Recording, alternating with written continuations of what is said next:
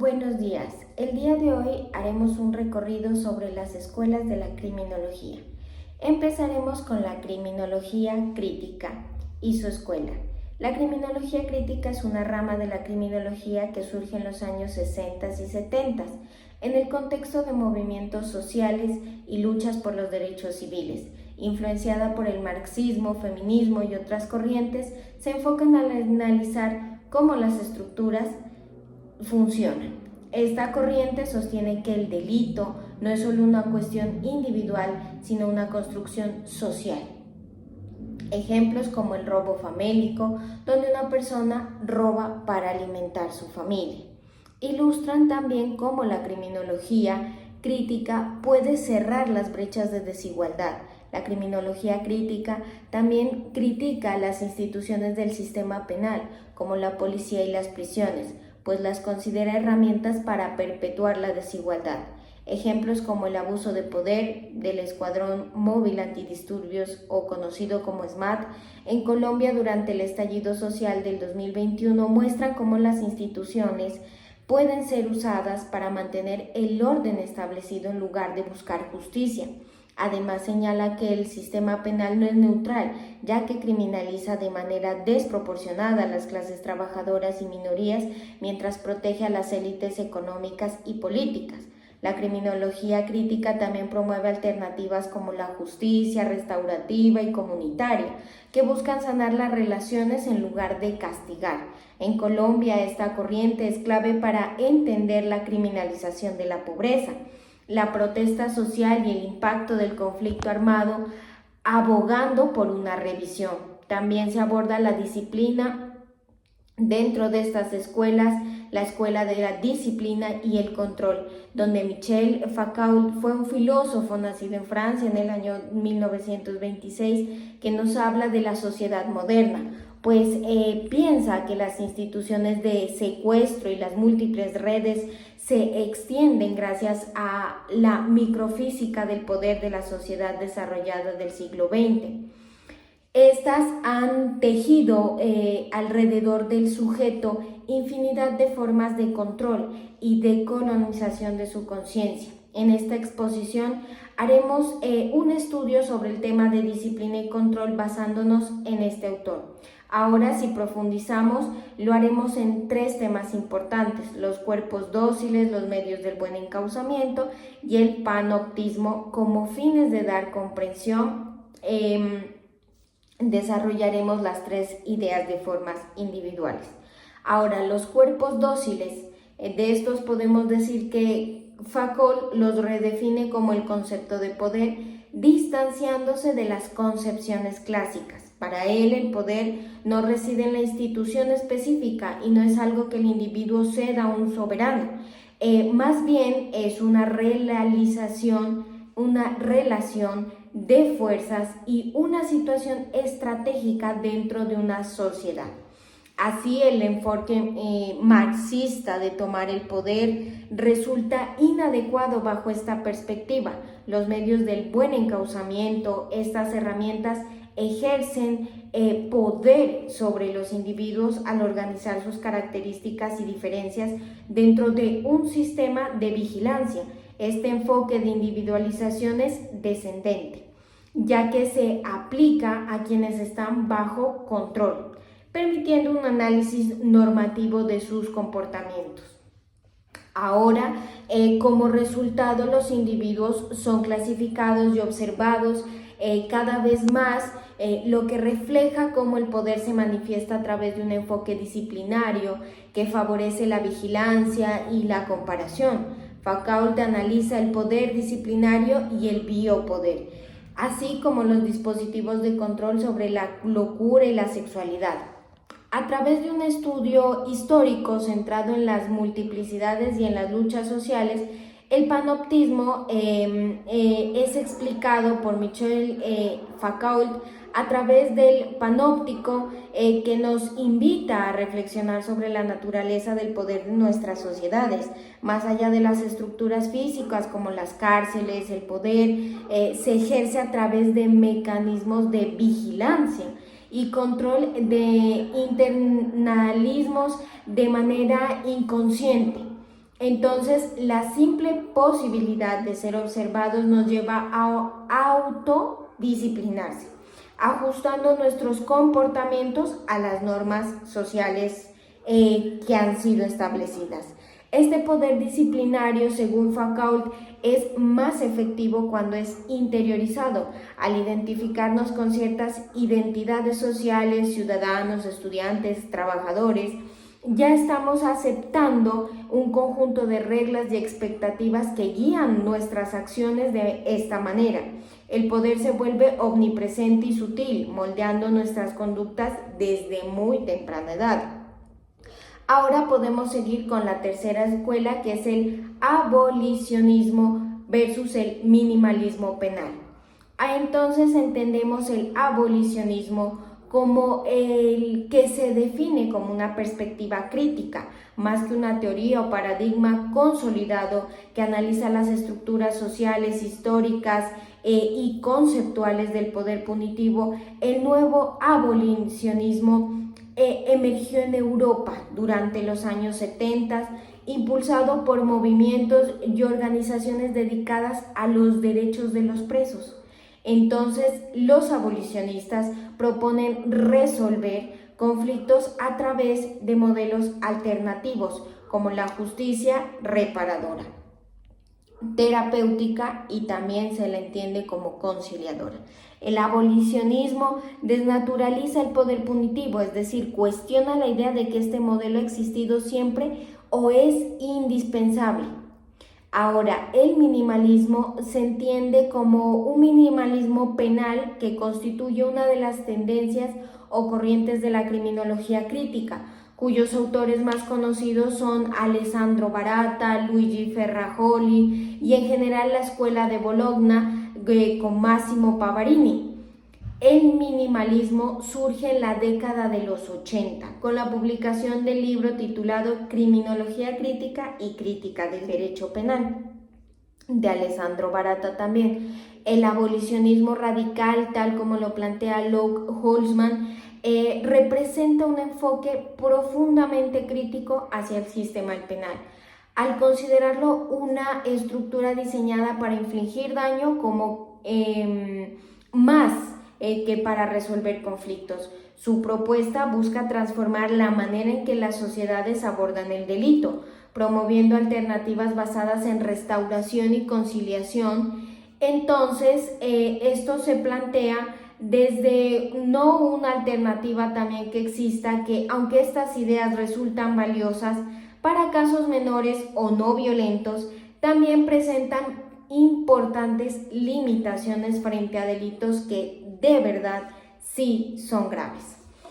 Entonces, el abolicionismo institucional planteado por Thomas Mathiesen critica profunda y ampliamente al sistema penal carcelario tradicional, argumentando que no cumple con los objetivos de rehabilitación, prevención del delito y reinserción social.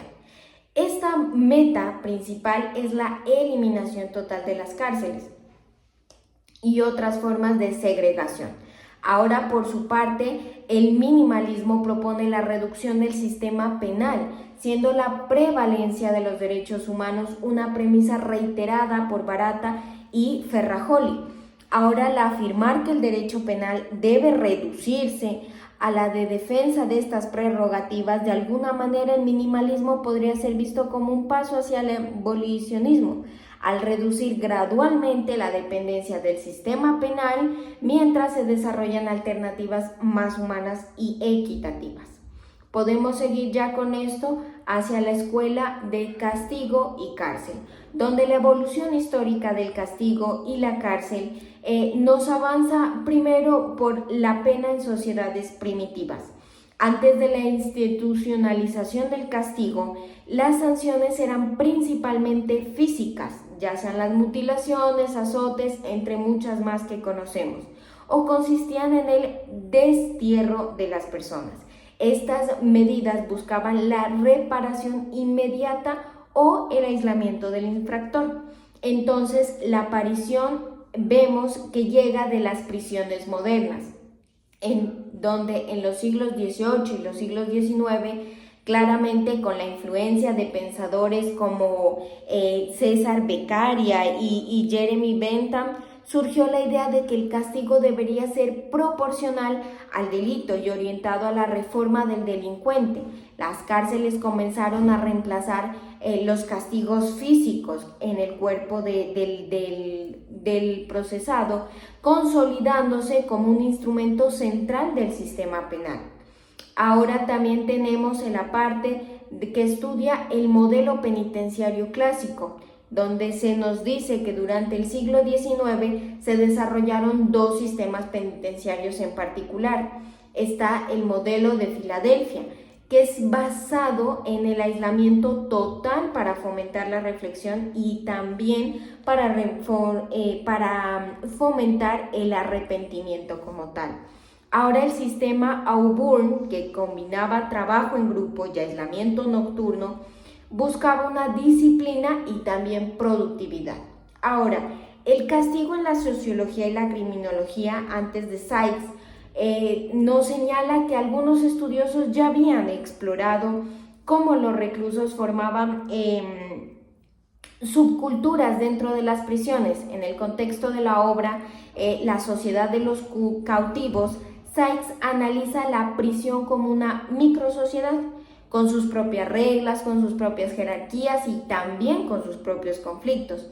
Ahora el autor se centra en el impacto del encierro en las relaciones humanas y en la estructura social de los internos. Su trabajo revela que el castigo carcelario no solo se trata de la restricción física, sino también de un proceso de deshumanización y sufrimiento colectivo. La deprivación y las tensiones sociales, Sykes las introduce al concepto de las pérdidas o deprivaciones fundamentales que los prisioneros experimentan, las cuales generan un sistema de tensiones dentro de la cárcel. Estas deprivaciones producen una pérdida de estatus que redefine la identidad de estos prisioneros, quienes deben lidiar con un sentimiento constante de inferioridad y vulnerabilidad. La estructura social dentro de las prisiones es la obra destacada que las prisiones no son simplemente lugares de castigo, sino también espacios donde se forman estructuras sociales muy complejas.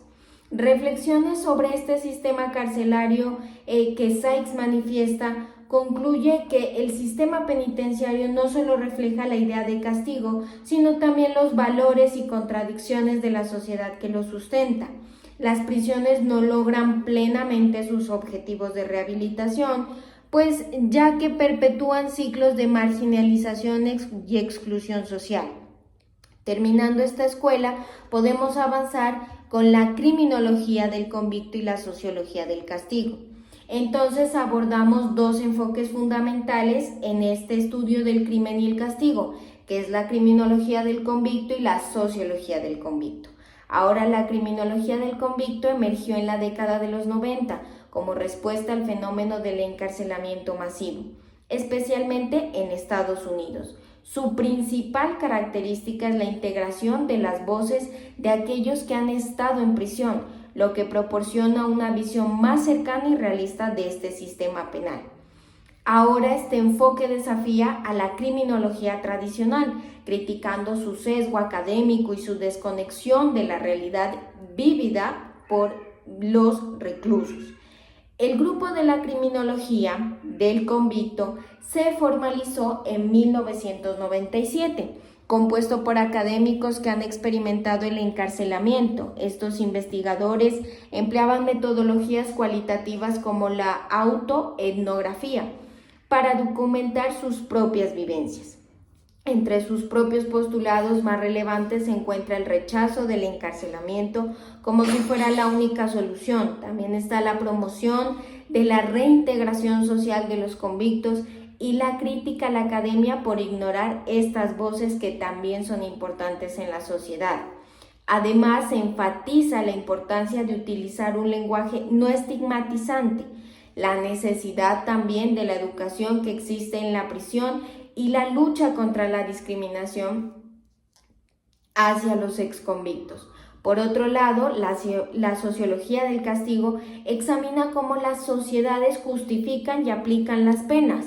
Autores como David Garland analizan estos castigos desde una perspectiva histórica y política. Garland critica el populismo penal, que aboga por un endurecimiento de las penas sin abordar de manera efectiva el problema del crimen. Asimismo, sostiene que el castigo no debe enfocarse únicamente en la venganza, sino también en la rehabilitación y la prevención. En conclusión, la criminología del convicto ofrece una perspectiva única basada en la experiencia de los propios reclusos, mientras que la sociología del castigo nos ayuda a comprender cómo las políticas penales responden a dinámicas sociales y políticas. Estos dos enfoques nos invitan a reflexionar sobre la justicia penal y la necesidad de reformar que se priorice la reinserción y la justicia social dentro de esta ciencia y materia. Ahora podemos continuar con la escuela de las instituciones totales dentro de la criminología. Hablaremos pues entonces del concepto de institución total, que fue desarrollado por el sociólogo Erving Goffman, quien en los años 50 estudió el funcionamiento de hospitales psiquiátricos y su impacto en los internos. Ahora sus hallazgos quedaron plasmados en su libro Internados, ensayo sobre la situación social de los enfermos mentales, que fue publicado en el año de 1961. Ahora bien, abordando qué es una institución total, Goffman define las instituciones totales como lugares donde un gran número de personas residen y trabajan en condiciones de aislamiento, siguiendo reglas estrictas y con una rutina impuesta.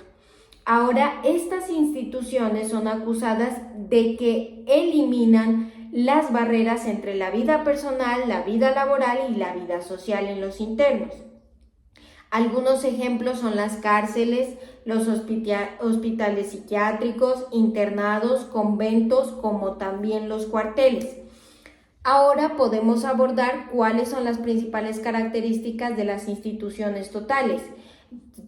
Poseen aislamiento, poseen uniformidad, poseen rutinas estrictas, pérdidas de la identidad propia o lo que se conoce como mortificación del yo. Ahora, si las clasificamos estas instituciones, según Goffman, encontramos las instituciones que cuidan a personas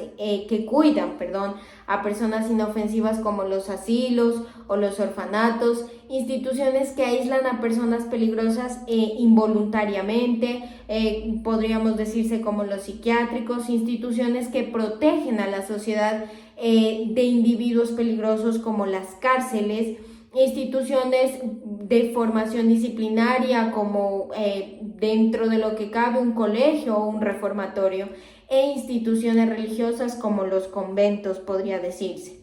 Las críticas de Goffman a estas instituciones totales se dividen en unos paralelos donde tenemos primero la pérdida de la identidad. Estos internos de estos sitios son tratados como una masa uniforme, no como individuos con necesidades propias.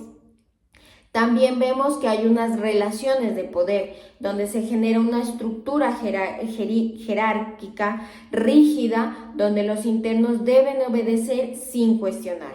Y también tenemos una resistencia interna, pues algunos de estos internos de estos sitios buscan formas de desafiar estos sistemas, ya sea mediante actos de rebelión o creando subculturas con reglas propias. Y vemos que hay dificultades al salir de estos sitios, pues muchas veces los internos quedan estigmatizados y tienen problemas para adaptarse ya a la vida en libertad cuando ya son liberados. Ahora, Goffman no solo describe cómo funcionan estas instituciones totales, sino que también las critica por su impacto en la vida de los internos. Muchas de ellas no logran rehabilitar, sino que refuerzan esta dependencia y marginación de quienes pasan por ellas, donde ya tienen la necesidad de estar en un sitio de estos para poder tener una conducta adecuada. Su estudio nos invita a reflexionar sobre la manera en que la sociedad maneja el control, el castigo y la exclusión de ciertos grupos. Terminando esta escuela, podemos avanzar con la siguiente escuela, que es la del cuerpo del condenado, en donde se entiende que hay dos formas de violencia carcelaria en el contexto, sobre todo latinoamericano. Tenemos la violencia física, que es la violencia infringida en el cuerpo, y las narrativas jurídico-penales constitucionales liberales, que son las que hoy conocemos como las medidas carcelarias específicamente.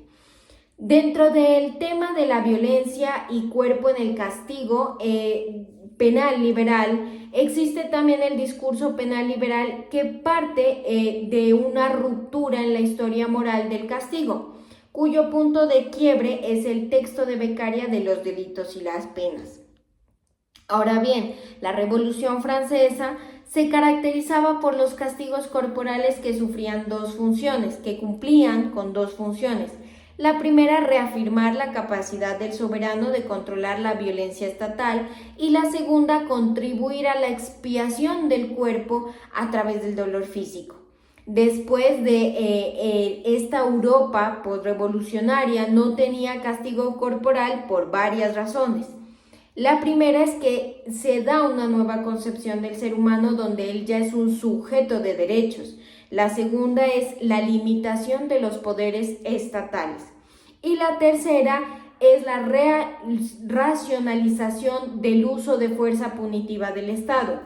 Para la narrativa del derecho penal, la razón de la existencia de la prisión es que ésta resulta más humana que las formas de castigo premodernas, que se encargaban de martirizar precisa y específicamente al cuerpo.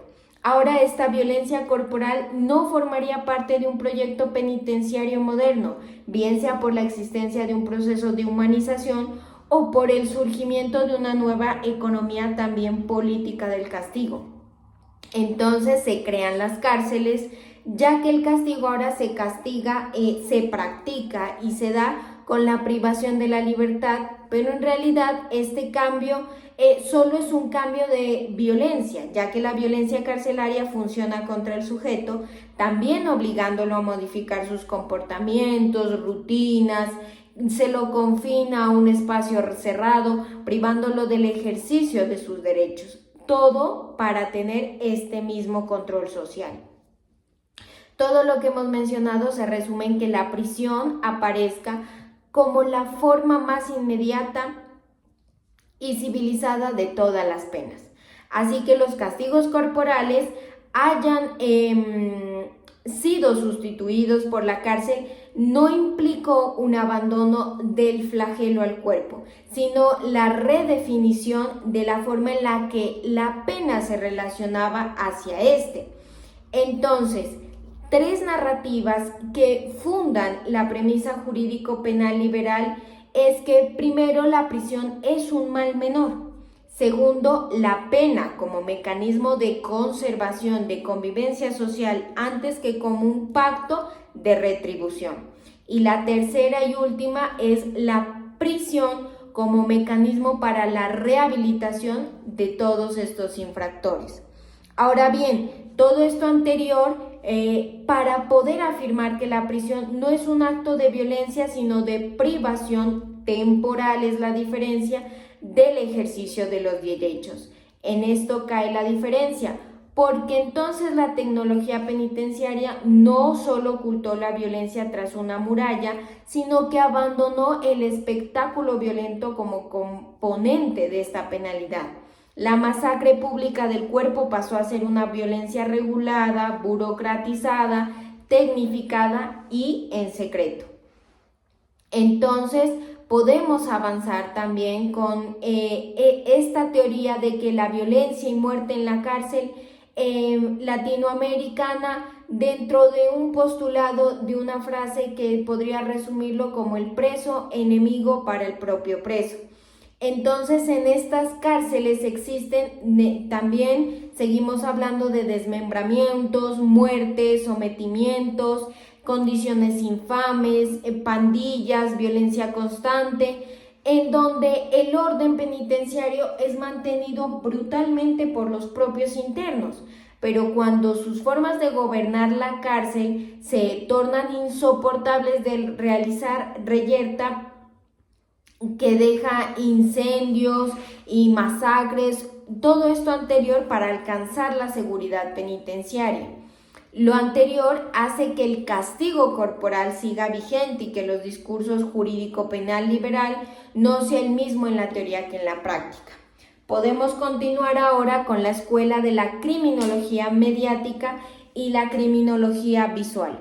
La criminología mediática, desarrollada por Eugenio Raúl Zaffaroni, y la criminología visual, propuesta por Michelle Brown, analizan un papel fundamental que juegan los medios de comunicación y las representaciones visuales en la percepción del crimen como ahora lo conocemos. En la sociedad actual, donde el cine, la televisión, las redes sociales dominan este flujo de información como solo ahora lo conocemos, muchas veces nuestra idea sobre la criminalidad no proviene de la experiencia directa nuestra, sino de lo que consumimos en estos medios. Estas teorías nos advierten sobre cómo las narrativas mediáticas pueden distorsionar la realidad y afectar la opinión pública sobre la justicia y la seguridad. Ahora, si nos referimos a la criminología mediática, sostiene que los medios crean pánico moral al seleccionar y amplificar ciertos delitos, justificando así políticas represivas. Según Zaffaroni, la criminalización de sectores vulnerables se refuerza a través de la repetición de imágenes y discursos supremamente alarmistas, promoviendo el aumento de penas, el uso de la fuerza pública, todo para que se vea como una solución a esta inseguridad.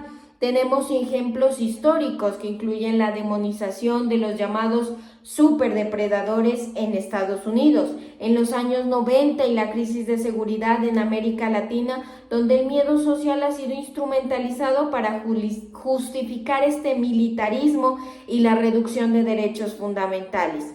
Ahora, por su parte, la criminología visual se enfoca en cómo el crimen se convierte en espectáculo en el cine, la televisión y las redes sociales. Michelle Brown explica que estas representaciones manipulan las emociones del público, glorifican o deshumanizan a ciertos criminales y normalizan el castigo severo. Ejemplo de esto es la serie Narcos, películas como El Joker o videos virales de violencia policial que demuestran cómo las imágenes influyen en la opinión pública y en la forma en que se concibe la justicia. En muchos casos, esta sobreexposición a la violencia genera desensibilización y afecta el debate sobre derechos humanos y penas proporcionales. Ambas teorías revelan cómo los discursos mediáticos y visuales pueden condicionar el comportamiento social y las decisiones políticas. Ahora podemos decir que la criminalidad es presentada de manera selectiva, porque lo que desvía la atención de los problemas estructurales como la corrupción, la desigualdad o la falta de oportunidades, a su vez construye narrativas que refuerzan prejuicios y generan respuestas simplistas ante fenómenos muy complejos, consolidando políticas de mano dura en lugar de abordar las causas reales del crimen. Estas dinámicas que se nos enseñan no solo influyen en la percepción de la sociedad sobre el delito, sino que también pueden llevar a la implementación de medidas que, lejos de solucionar el problema, perpetúa ciclos de violencia y exclusión. Para concluir en este debate de la criminología mediática y la criminología visual, se nos invita a cuestionar la información que consumimos y a desarrollar una mirada crítica frente a las representaciones del crimen. La justicia y la seguridad no deberían ser moldeadas por el miedo ni por discursos manipulados, sino por análisis objetivos basados en datos reales. En una era donde la imagen tiene un poder inmenso, es fundamental reconocer cómo influyen nuestras creencias y en las decisiones que se toman a nivel social y político, solo con una comprensión más profunda del fenómeno mediático. Podremos así avanzar hacia políticas criminales más justas y equitativas. Avanzamos ahora con la Escuela de la Cultura de la Sociología del Castigo, donde la cultura juega un papel fundamental en la configuración de las prácticas penales y en la construcción de los significados sociales de lo que entendemos como castigo. Desde una perspectiva sociológica, entender la relación entre cultura y penalidad nos permite analizar no solo cómo se implementan las penas, sino también cómo son percibidas por la sociedad y justificadas por el discurso público. La cultura del castigo no es una entidad estática ni uniforme, sino que evoluciona junto con la sociedad. En la actualidad, los cambios en las sensibilidades colectivas han redefinido la justificación del castigo, así como las instituciones encargadas de aplicarlo. Esta exposición se centrará en analizar cómo la cultura influye en la evolución de las prácticas penales, en donde se explora teorías clave y ejemplos concretos. El lugar cambiante de la cultura en la sociología del castigo, tradicionalmente, donde los estudios sobre el castigo se centraron en factores económicos y políticos, dejan de lado las dimensiones culturales, porque en los siglos XIX y XX el castigo era visto como un instrumento de control de clases, enraizado en las estructuras de poder y en la necesidad de mantener el orden social. Sin embargo, en las últimas décadas, la sociología del castigo ha reconocido que la cultura desempeña un papel crucial en la formación de políticas penales y en la manera en que las sociedades entienden la pena. La sensibilidad pública frente a la violencia ha cambiado con el tiempo. Por ejemplo, la abolición de las ejecuciones públicas en el siglo XIX no fue solo una decisión pública, sino también un reflejo del cambio en las percepciones culturales sobre la brutalidad del castigo. Hoy en día, en muchos países, la pérdida de libertades es vista como una pena más humana que la violencia física, lo que ha llevado a un crecimiento en el encarcelamiento como forma de castigo. Entonces, entendemos que la cultura es un factor clave en la comprensión del castigo, porque influye en cómo se justifica, en cómo se percibe y en cómo se ejecuta. Ahora también entendemos que la evolución del castigo refleja cambios en las sensibilidades colectivas y en las estructuras de poder.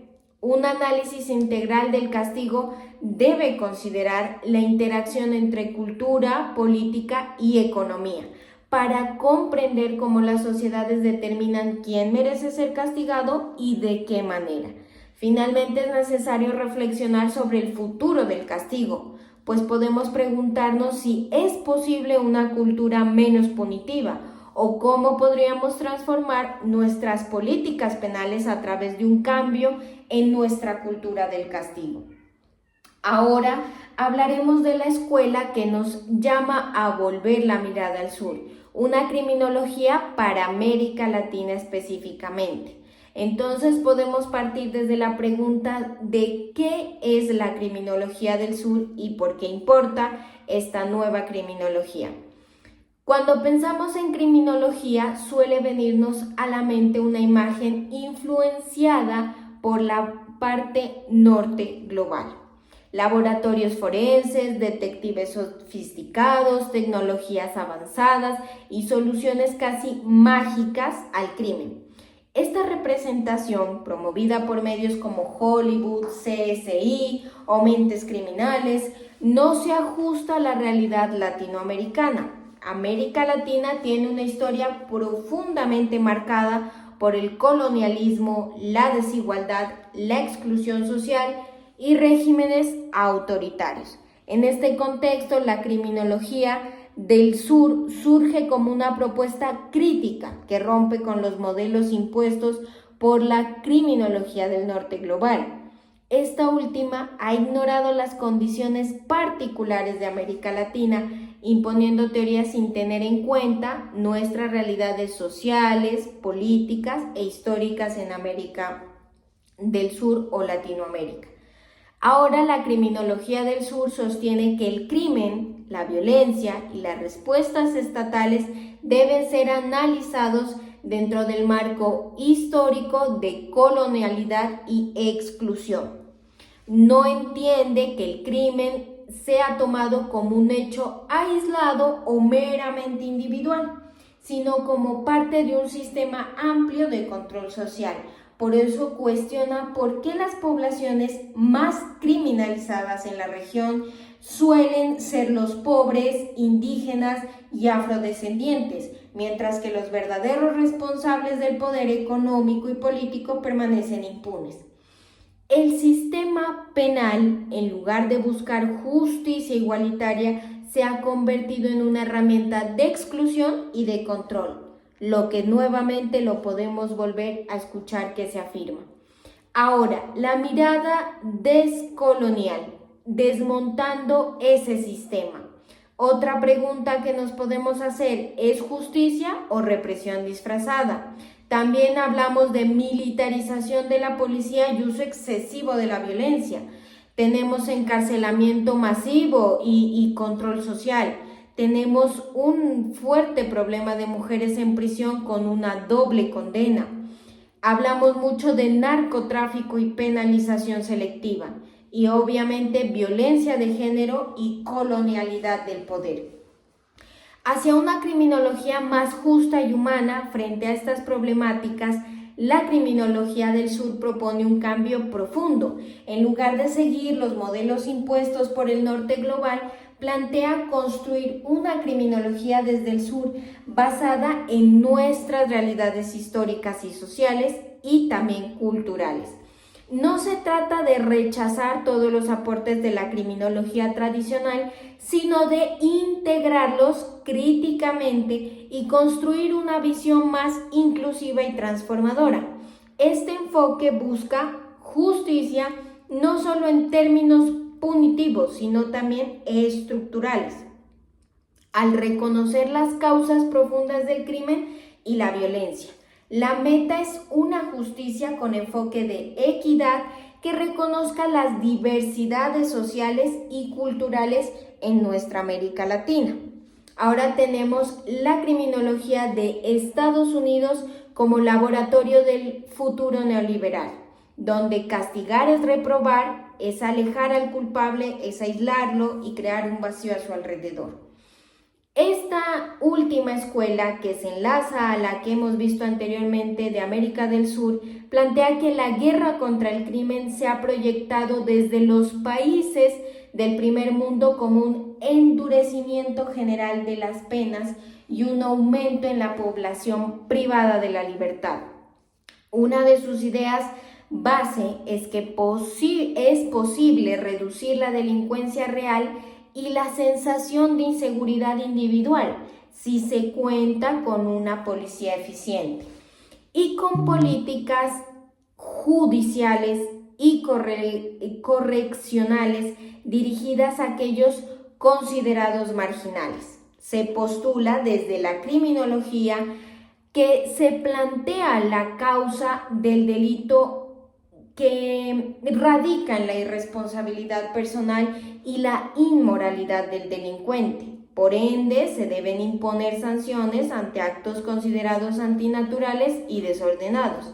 En Estados Unidos, la política afirma que puede revertir el crimen epidémico mediante la tolerancia cero y la coproducción de la seguridad con los residentes en los barrios más pobres.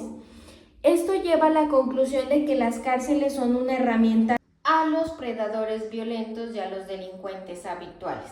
Ahora se postula que el control policial y la represión judicial recaen predominantemente sobre los residentes de los guetos negros y sobre autores de crímenes sexuales, quienes son considerados como parte de los márgenes infames de la sociedad. Así se ha instaurado una cultura racial promovida por las altas autoridades, donde se fomenta el miedo hacia los delincuentes. Esto no solo ha incrementado la tasa de criminalidad, sino que también ha generado un retraimiento social y la imposición de condiciones laborales precarias. El autor aborda los niveles de encarcelamiento, los cuales cumplen tres funciones interrelacionadas. El primero, que es un primer nivel más bajo, es el encarcelamiento, que sirve para neutralizar físicamente a las fracciones sobrantes de la clase trabajadora, especialmente aquellos que se rebelan abiertamente contra su entorno social. El segundo nivel es la implementación de redes policiales, judiciales y correccionales por parte del Estado, que impone disciplina a una mano de obra desocializada. El tercer nivel, el superior, en las clases más altas y en la sociedad en general, el encarcelamiento va a desempeñar una misión simbólica: reafirmar la autoridad del Estado y la voluntad de las élites políticas. Esto categoriza a los ciudadanos entre loables y desviados, entre pobres merecedores y no merecedores, determinando quiénes merecen ser rescatados e integrados a una fuerza laboral inestable o quienes deben ser relegados o excluidos permanentemente. De este modo, castigar a los pobres se propone como una contribución a la antropología histórica del Estado y a las transformaciones del campo del poder en la era del neoliberalismo. Se modifica la combinación de políticas sociales con políticas penales, resultando en una doble regulación para el proletariado.